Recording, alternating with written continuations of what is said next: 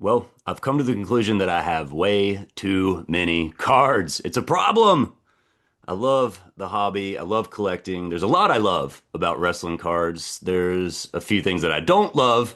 So I thought I would show you some of the things I love, some of my regrets, and some of the things I will never regret when it comes to my cardboard collection. Welcome back to the channel. Coming up on about a year of making videos, made 30 videos or so over the last year, and so I'm going to try to keep getting better. Appreciate you all watching along. Just going to keep giving you a glimpse into my collection and how I got there. And boy, I've had a long history with trading cards. I've not been a trading card collector my whole life. I got back into it just like I got back into collecting generally in 2021, around that time. So I wasn't a baseball card collector, other than the junk wax era. Like I still have a huge box of cards from when I was a child, but they're of course worthless. And I feel like we've somehow come into the junk wax era again. There's just so much product on the shelf. But coming out of the pandemic, man, cards were kind of hard to come by. They were having trouble printing and producing them. I learned a lot as a young, or at least as a inexperienced collector through that transition. But my wrestling card collecting heritage, my origin story is kind of like right here. Check this out. I drew this obviously as a young man, probably around 91 or 92, 9 or 10 years old. And I'm not even sure where this book would have come from, but it's got the slots in here. And I put my 90 classics in there. I think I've got a few of the WCW Impels as well. I pulled Slick out last year to get him autographed. And like, I'm guessing this would have been my first Sherry card right there. Right here. There she is. It's like a weatherman on here. I mean, and this is what I call the set that raised me, the 90 classics. I mean, these are so cool. And for a while there, I thought maybe these were like the only wrestling cards that had ever been. But these are, there's nothing too valuable in this set. There's some early Shawn Michaels stuff, and this is one of the earlier Ultimate Warrior cards. But I love these as the design and the artwork. Like look at that Rick Martel and Andre the Giant. Very cool design. And that's the thing that keeps me intrigued in cards is the design. Like more and more I realize like I don't need every Charlotte Flair card. I need the ones that have photography that I like or gear that I think is cool or moments like moments that happened in the ring. And so one of the first cards I'm going to show you, one of my other favorites, one of my first favorites I'm going to show you is a couple of these Charlotte Flair cards. This is from Roadblock in 2012, I believe. It was the Iron Woman match between Sasha Banks and Charlotte Flair. And me and my buddy Tim, we were there. We were there in Pittsburgh for this match. It's legendary. I am immortalized on the network during this match because I think Sasha Banks reversed a move into the bank statement, and I'm like, oh no, she's gonna get a fall. But then my buddy Tim, that was there with me, went online, found this one, and this is a Tops Now from that card. It's a ring relic from that night featuring Charlotte Flair. Very cool card. I believe this one's numbered maybe out of 50, out of 25. This is the bookend. 25 out of 25. And Tops Now might be something that I keep collecting. I don't know. If there were a moment or something that was important enough that I would want to pick that up, I would probably still order a Tops Now card here and there, but uh, not very often, I don't think. It would have to be a super moment for me to want to get that. Right when I was getting into cards, I kind of started on the vintage. Obviously, I started on vintage stuff because that was all the people that I liked. I started collecting Harlem Heat, because they had Sister Sherry with them. And so I started picking up all the Sherry cards as well that I could find. And Harlem Heat was somebody else that I collected. Chris Jericho's always been one of my favorites. And so I started digging into him and it's impossible to get every Jericho card. I mean, he's been a part of every set through that period, basically from 2000 until, he went to AEW. He's in every set. So there's a billion Jericho base cards. I've got a whole row of them down there. But there's two Jericho cards in my collection that I just love so much. And first, this is the WCW rookie card. This is from the 95 main event, I think. And there's another one of him with the TV title as well. And of course, this isn't the Topps rookie. There's that famous Mexican card of Corazon de Leon that we've seen a few videos on Jericho signing in the past, but that's an expensive and a rare card as well. And I've always loved the Billion Dollar Princess as well. For some reason, Stephanie McMahon, I just think she's one of the best. And then this is one of those classic feuds between her and Jericho. And I kind of like these cards, that have the face-offs between popular characters or popular feuds. And Jericho and Stephanie, man, I was so mad when they joined up after he lost the title and she cost him his rematch against Triple H. I was so mad about that, but I've come to love and appreciate Stephanie in a whole new way since then. So those are two of my favorite Chris Jericho cards.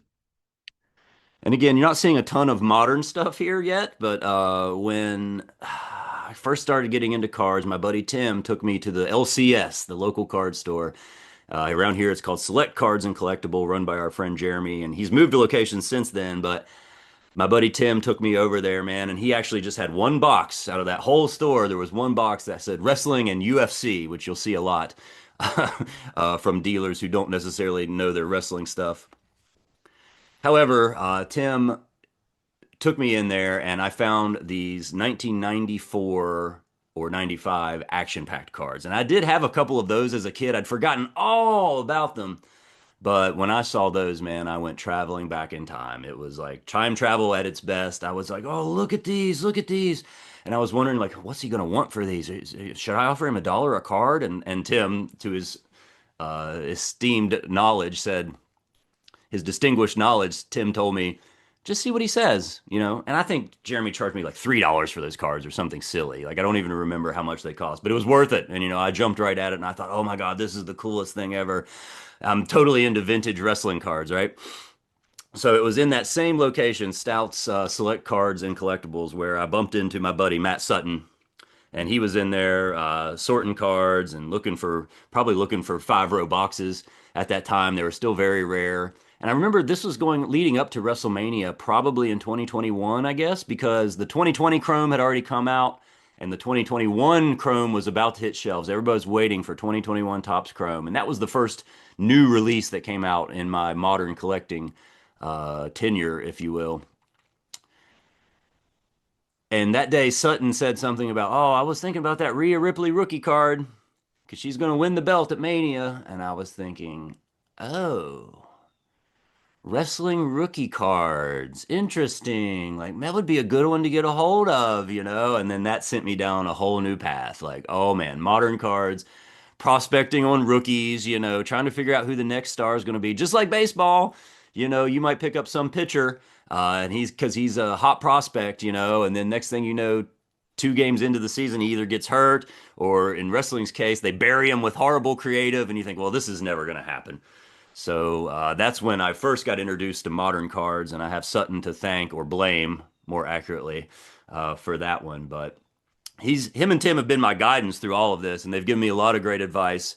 Most of it I've listened to, but that's not their fault if I didn't listen to it. There was some hobbies mistakes that you have to make on your own as a naive collector like I was back then.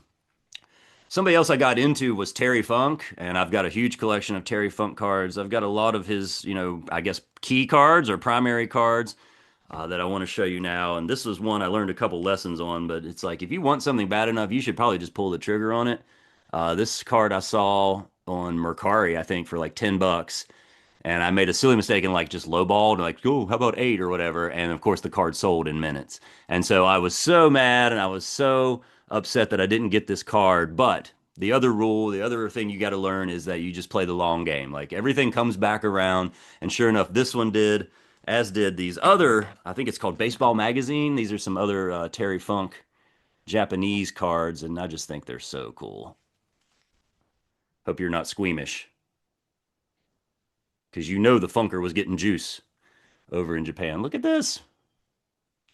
FMW. Very cool Terry Funk cards. But the one you got to have, and the one I'm glad I bought when I did, they're even hard to find not graded these days, but this is the Wrestling All-Stars Terry Funk, the 1982 Wrestling All-Stars from Terry Funk. And, this is a legendary set. There was a huge graded auction that just went out for thousands and thousands and thousands of dollars. Somebody could have bought a house and probably a Lamborghini with that money. But they bought a graded set of Wrestling All-Stars, and these have become more and more popular since I've been collecting. And it's just insane to think about the growth that those cards have had.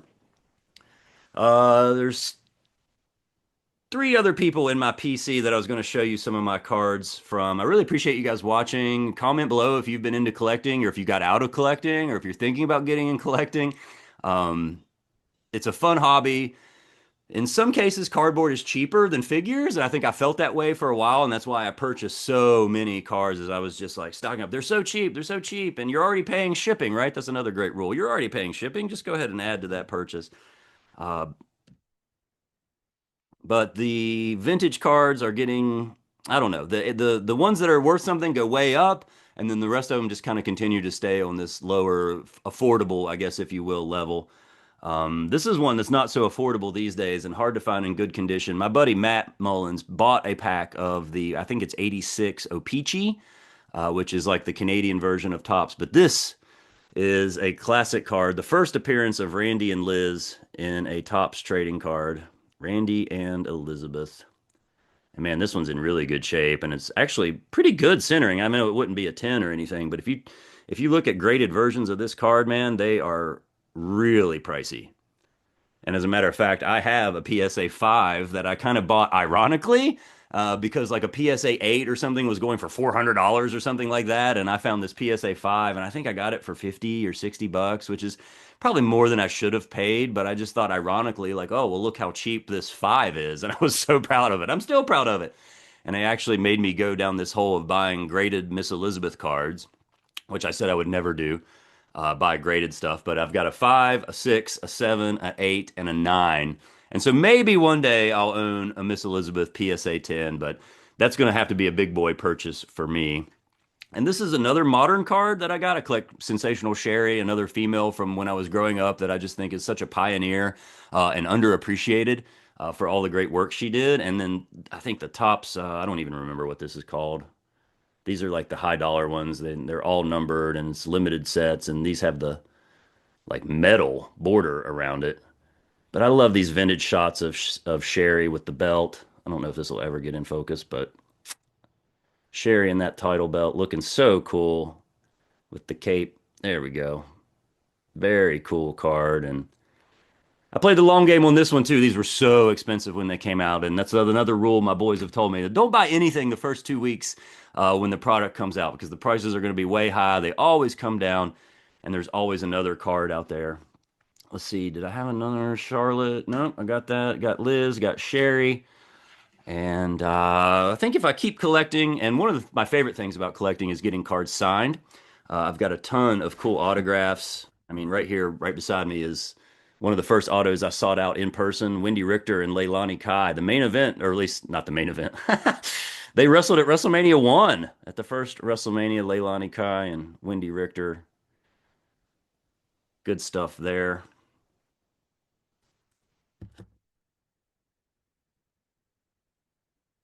And so I love getting in-person autographs. There's a cool Rikishi.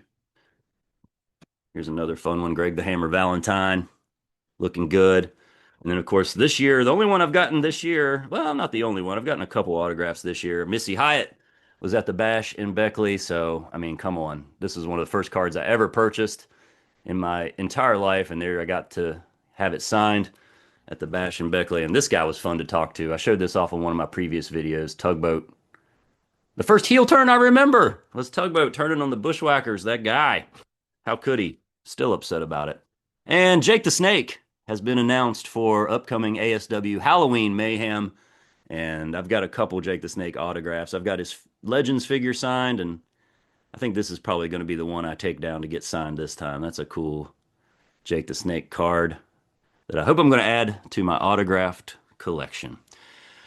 All right, well, I didn't go into how I'm not going to get any more parallels. I'm not collecting any more modern. I wanted to do a video about that, but I think it's just too complex, and I think it's just too uninteresting to talk about all the different parallels. Some people are into that, and I got into it for a long time, but now I have like 30 variations of the same Dewdrop card, and I just don't think I'm going to do that anymore, especially not when a Cactus Jack hobby box is going for about $400 online right now. So anything that says Cactus Jack that doesn't have Mick Foley on it, I'm not going to be a part of that, I don't think. So that's a little glimpse into my cardboard collection here. I hope you enjoyed this video. I appreciate everybody watching along. I'm going to try to keep growing the channel. I'm going to try to keep being myself. They say YouTube loves you when you just be yourself. I'm like, well, do they love me and my editing skills? Maybe, maybe not. But really do appreciate you guys watching. My name is Adam. I'm a ring announcer, a wrestling fan, and collector here in the Mountain State. Maybe you'll see me at the LCS, but I hope to see you next time, and we'll hope to see you at the matches.